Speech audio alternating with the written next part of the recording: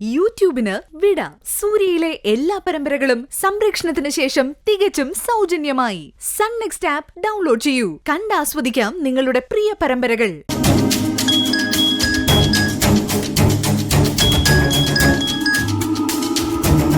പ്രിയ വിളിക്കുന്നത്. Attend. Hello, ഞാനാ. മനസ്സിലായി, പറ. അച്ഛൻ താക്കോല് വെക്കുന്ന സ്ഥലം കണ്ടുപിടിച്ചു. നാളെ പകൽ ഇങ്ങോട്ട് വരാൻ പറ്റുമോ? അച്ഛൻ പുറത്തുവന്ന സമയത്ത് വന്നാ മതി. എന്നിട്ട് ലോക്കറിൽ നിന്ന് പണവും അടിയാധാരവും എടുത്തിട്ട് നമുക്ക് ഇവിടെ നിന്ന് പോവാം. പെട്ടെന്ന് സ്ഥലം വാങ്ങാൻ ഒരു ബയറെ കണ്ടുവച്ചാ എത്രയും പെട്ടെന്ന് ഇത് കച്ചവടമാക്കി പാതി സ്വത്ത് പങ്കുവെക്കാം. ഈ ഇഷ്ടദാനം അയാളുടെ നാടകമായിരിക്കുവോ? എന്നുവെച്ചാ നമ്മളെ രണ്ടാളെയും കുരുക്കാൻ അയാൾ മനഃപൂർവ്വം ചെയ്യുന്ന പണിയാണെങ്കിലോ? അങ്ങനെയാണെങ്കിൽ കയ്യില് മറ്റു മുദ്രപത്രങ്ങൾ കരുതിയിട്ടില്ലേ? വരുമ്പോ അതും കൂടി എടുത്തേക്ക്. എന്നിട്ട് നിങ്ങളുടെ നന്ദേട്ടൻ തിരിച്ചു വരുന്നത് വരെ നമ്മൾ കാത്തിരിക്കുന്നു. മുമ്പ് തീരുമാനിച്ചതുപോലെ അയാൾ അവസാനിപ്പിച്ച് വിരലടയാളവും എടുത്ത് എന്നേക്കുമായി ഇവിടുന്ന് പോകുന്നു. എന്താ, ഭയമുണ്ടോ? ഭയമോ? എനിക്കോ? എന്നാ നാളെ കാണാം.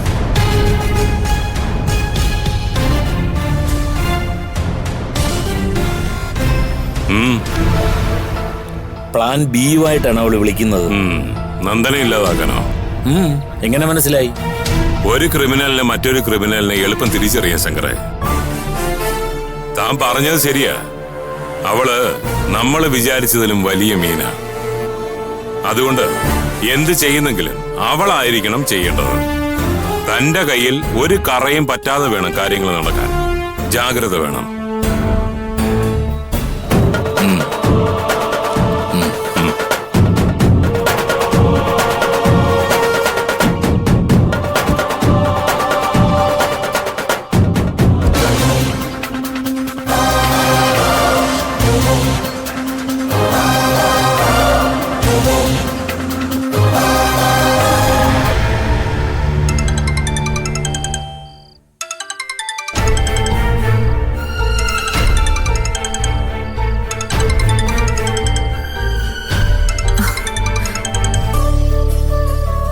ഹലോ, ഞാനാ മോളെ. മനസ്സിലായച്ചാ? അർജുൻ വന്നില്ലേ മോളെ? ആ, ഓ, കുളിക്ക. ഞാനിന്ന് കുറെ കാര്യങ്ങൾ അവനെ വിളിച്ച് സംസാരിച്ചിട്ടുണ്ട്. മോളോട് വല്ലതും പറഞ്ഞിരുന്നോ? ആ, ഇല്ല. അജുവേട്ടൻ എത്തിയപ്പോ കുറെ വൈകി. ആ, അർജുനെല്ലാം വിശദമായിട്ട് പറയും. എന്തായാലും നാളത്തോടെ കാര്യങ്ങൾക്കൊക്കെ ഒരു തീരുമാനം ആവും മോളെ. എന്താ ചെയ്യാൻ പോകുന്നേ? അത് നേരിൽ കാണുന്നതാണ് പറയുന്നതിനേക്കാൾ നല്ലത്. അമ്മയോട് മോൾ അച്ഛന് വേണ്ടിയിട്ടൊന്ന് സംസാരിക്കണം. മോളെ കുറച്ചു കാലമെങ്കിൽ കുറച്ചു കാലം എനിക്ക് നിങ്ങളുടെ കൂടെ കുടുംബമായിട്ടൊന്ന് ജീവിക്കണമെന്നുണ്ട് മോളെ. അജുവേട്ടന് ഞാനും അതേപ്പറ്റി സംസാരിച്ചിട്ടുണ്ട്. നിങ്ങൾ തമ്മിൽ എന്താണ് പ്രശ്നമെന്ന് ഞങ്ങൾക്കറിയില്ല. പക്ഷേ അമ്മ പുറത്തിറങ്ങിയ നമുക്ക് ഒരുമിച്ച് അതെല്ലാം പറഞ്ഞ് അവസാനിപ്പിക്കാച്ചാ. തീർച്ചയായും മോളെ. അച്ഛൻ്റെ എല്ലാ തെറ്റും അച്ഛൻ ഏറ്റു പറഞ്ഞോളാം. എല്ലാം കഴിയുമ്പോൾ എന്റെ മക്കൾ എന്റെ കൂടെ ഉണ്ടായാൽ മാത്രം മതി. സ്നേഹസദനത്തിൽ വിശ്വനാഥനച്ഛൻ പറയുന്നൊരു കാര്യമുണ്ട്. തെറ്റ് ചെയ്യുന്നത് മനുഷ്യ സഹജമാണ്. എന്ത് തെറ്റും പറ്റാം. അത് കുറ്റമാവുന്നത് തെറ്റാണെന്ന് അറിഞ്ഞിട്ടും ആവർത്തിക്കുമ്പോഴാണെന്ന്. എനിക്കറിയാം എന്റെ അച്ഛൻ അങ്ങനെയുള്ള ആളല്ലെന്ന്. അറിയാതെയാണെങ്കിലും നീ ചെന്നപ്പെട്ട ഒരു സ്ഥലം ദേവാലയം പോലൊരു സ്ഥലമാണ് മോളെ. വിശ്വനാഥൻ സാറിനെ പോലെ ഒരു മനുഷ്യൻ നിന്നെ വളർത്തിയത് ഞങ്ങളുടെ പുണ്യമാണ്. അതെ അച്ഛാ, മറ്റെവിടെ വളരുന്നതിലും നന്മയും സ്നേഹവും മനസ്സിലാവോളം പകർന്നു തന്നിട്ടുണ്ട് വിശ്വനാഥനച്ഛൻ. എന്നിട്ടും അവിടെ വളർന്ന പ്രിയ മാത്രം ഇങ്ങനായി പോയല്ലോ എന്ന് ഓർക്കുമ്പോഴേ ഉള്ളു വിഷമം. ആടിന്റെ തോൽ അണിഞ്ഞില്ലെന്നേ ഉള്ളൂ. അവളുടെ മനസ്സ് ജനിക്കുമ്പോഴേ ചെന്നായുടേതാണ്.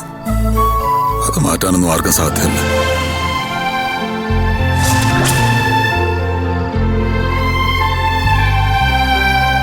ആ, ശരി മോളെ. അപ്പൊ നമുക്ക് നാളെ കാണാം. ദേ, അജുവേട്ടൻ ഇറങ്ങി കൊടുക്കണോ? വേണ്ട, അവനോട് ഞാൻ സംസാരിച്ചാണല്ലോ. ശരി അച്ഛാ.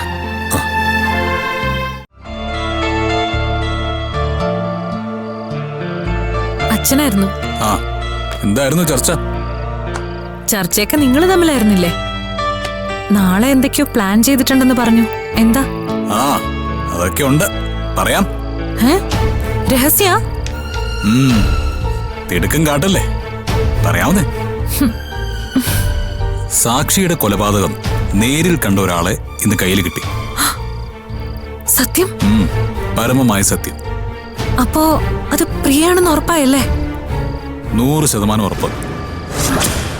തൊണ്ടിയടക്കം കോടതിയിൽ ഹാജരാക്കുന്നതോടെ ഇത്രയും കാലം നീണ്ടു നിന്ന ആ നാടകം അവസാനിക്കും.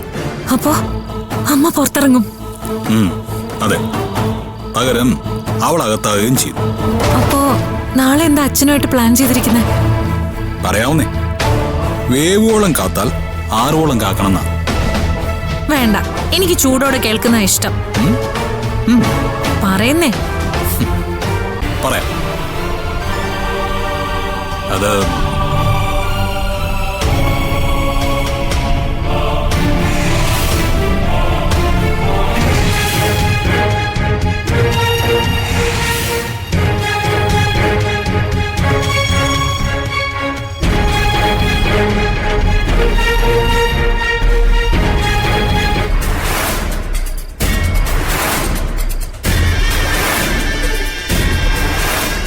എങ്ങനുണ്ട്? കലക്കി. ഇത് തന്നെ മതി. ആ, സത്യത്തിൽ ഇത് തനിക്ക് വേണ്ടിയുള്ള എപ്പിസോഡാ. എല്ലാവരുടെ പക്കൽ നിന്നും കാലങ്ങളോളം അപമാനം നേരിട്ടതിൽ അവരുടെ മുമ്പിൽ വെച്ച് തന്നെ തന്നെ ജയിപ്പിച്ച് കാണിക്കാനുള്ള ഒരു എപ്പിസോഡ്.